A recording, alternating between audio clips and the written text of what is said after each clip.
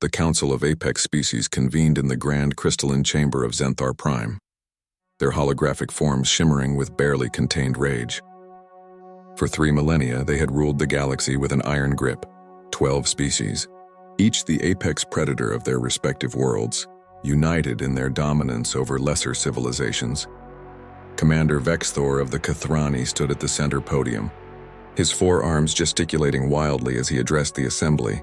His exoskeleton gleamed like polished obsidian, each segment reinforced with biotech armor that had withstood plasma fire and gravitational anomalies. The Kathrani had conquered 47 star systems through sheer physical superiority alone. "The humans," he hissed, his voice translator converting his clicks and whistles into galactic standard, "have rejected our ultimatum." Again, a murmur rippled through the chamber. The Zephyrians, beings of pure energy contained within magnetic fields, flickered with indignation. The massive Gorthak delegates, each standing 12 feet tall with muscle density that could crush titanium, roared their disapproval. Even the Mindweavers, telepathic entities who could break lesser minds with a thought, radiated waves of contempt.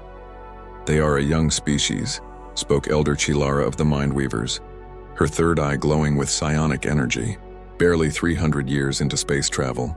"They occupy a mere 7 systems. Why do we concern ourselves with such insignificance?"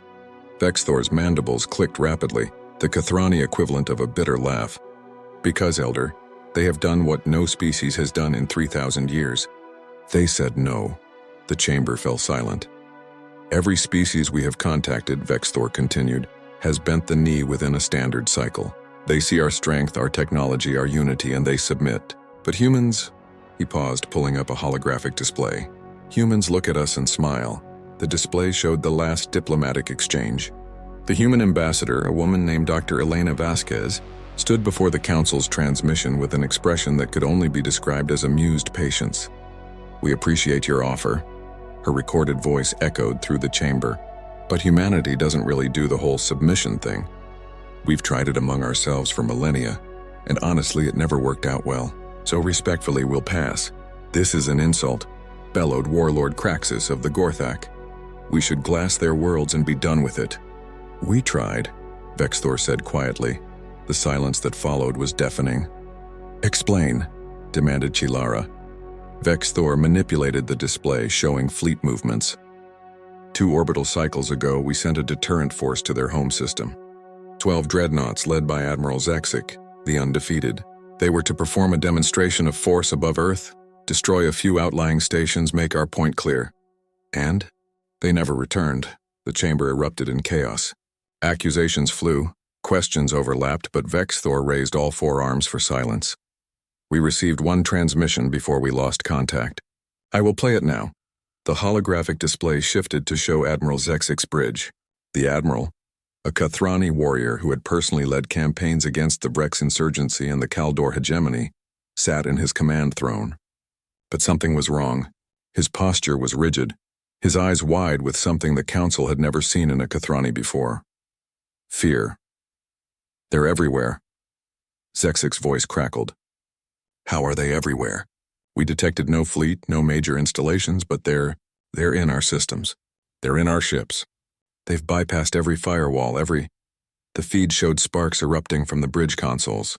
In the background, crew members scrambled as their own weapon systems turned against them. "They're not fighting us," Zexic continued, his voice hollow. "They're teaching us, showing us how vulnerable we are. Every system we thought was secure, every backup we had, it's all theirs. They could have destroyed us in the first minute. But they're just demonstrating." A human voice, calm and almost apologetic, came through the Admiral's communication system. "Admiral Zexic, this is Captain Sarah Chen of the UESS Prometheus. We'd like to have a conversation about boundaries and respect. You came to our home to threaten our families. That was unwise. We're going to escort your fleet to the edge of our system, and then you're going to go home and tell your council something very important." "What?" Zexic asked, all pretense of warrior pride stripped away. "That humanity didn't claw its way out of the gravity well of a death world, survive 2 world wars, a Cold War, 3 planetary plagues, and a near-extinction asteroid impact, just to bow to someone else's empire. We've seen tyranny. We've lived under it. We've died fighting it. and we're really, really good at dismantling it. The transmission cut out. Vexthor looked at the assembled council. That was 43 cycles ago. We have heard nothing since. No wreckage, no distress beacons, no bodies. 12 dreadnoughts and 4,000 of our finest warriors vanished. So we send more, Kraxus growled.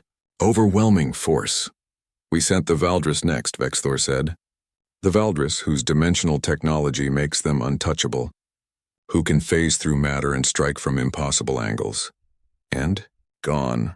3 days after entering human space, their last transmission showed their dimensional anchors failing, something humans called quantum entanglement manipulation. The Valdris were pulled fully into our dimension and disabled within minutes. They were returned to the border of their space in escape pods with a note, maybe ask before entering someone's home. Kilara's psychic presence probed Vexthor's mind. You fear them. I respect them, Vexthor corrected. There is a difference. The humans don't fight like apex predators because they aren't apex predators. They're something worse. What could be worse? They're survivors. Prey species that refuse to die. They evolved on a world that tried to kill them every single day, and they thrived despite it.